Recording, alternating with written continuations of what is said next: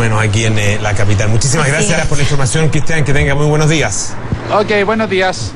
Bueno, se nos vino el desempleo. Efectivamente, ayer la cifra dada a conocer por el INE habla de un 6,8% en la tasa de desocupación.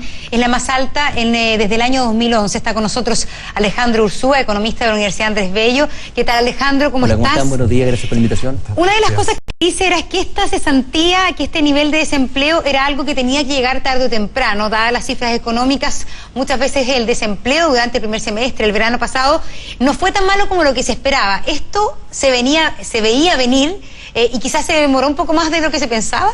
Sí, bueno, lamentablemente tenemos un crecimiento del desempleo en función principalmente por el detrimento de la condición económica macro. O sea, nosotros nos damos cuenta que durante varios meses ya hemos venido dando señales de cómo, ¿no es cierto?, el mercado, de alguna manera, estas malas cifras macro de crecimiento, de IMASEC, a la larga y hoy día, como consecuencia, se empiezan, ¿no es cierto?, a traspasar la economía real, a la desocupación, y llegando hoy día, ¿no es cierto?, a un nivel de 538.000 personas desocupadas, que es la cifra más alta del año 2010, pues tenemos, ¿no es cierto?, una cosa, el porcentaje de desempleo y otra vez la cantidad de gente desempleada. Entonces, volvemos a cifras, ¿no es cierto?, hace 6 años atrás, en donde nosotros estamos hablando de un nivel post-crisis del año 2008-2009, y lamentablemente acá tenemos una composición bastante especial. Por un lado tenemos un deterioro en el mercado externo, principalmente el tema minero, por la situación de China y la eurozona, pero en forma paralela también tenemos un factor bastante importante. De hecho, el mismo presidente del Banco Central, Rodrigo Vergara, decía que habría que ser condescendiente, solamente echarle culpa al factor externo. Yo creo que en ese caso ahí la ministra Rincón también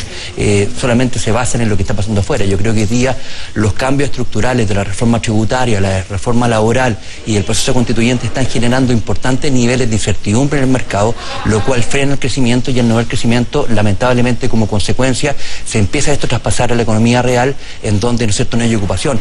Nosotros, cuando empezamos a analizar este proceso del desempleo, nos damos cuenta que lo primero que se dispara, ¿no es cierto?, es el empleo por cuenta propia. Cuando yo veo que se está deteriorando el escenario, yo lo que busco es, me va a ser muy difícil emplearme. Y como consecuencia, ¿qué es lo que hago? Voy y empiezo a hacer un pololo, un pituto, ¿no es cierto?, en jerga coloquiales, para capear este mal momento.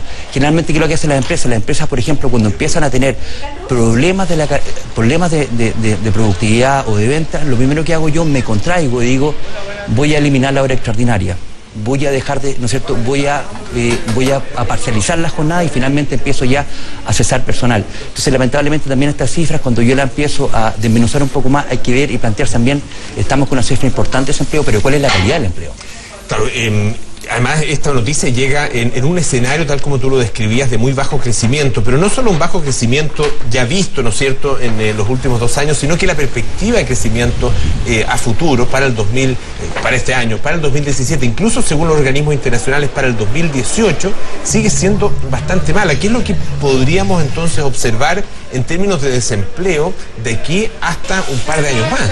A ver, por lo menos de aquí a, ¿no es cierto?, un par de meses más, vamos a estar lamentablemente bordeando el 8% del desempleo. De aquí ¿Un par de meses o de años? De meses más. De aquí yo creo que de aquí, ¿no es cierto?, término de este 2016 a diciembre vamos a estar viendo una tasa de desempleo en torno al 7,8%, el 8%, que simplemente son consecuencias de efectos que vienen, ¿no es cierto?, mucho más largos.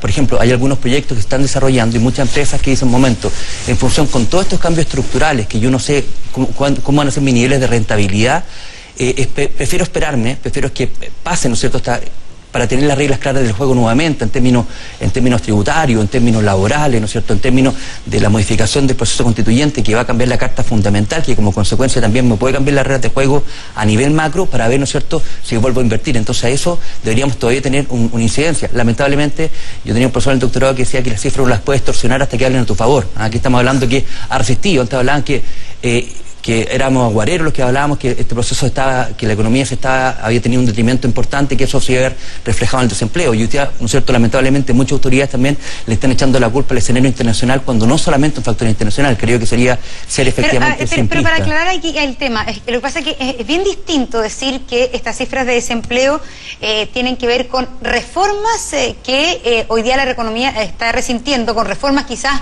para el mundo del empresariado que están mal hechas, a que la situación de hoy es por la incertidumbre.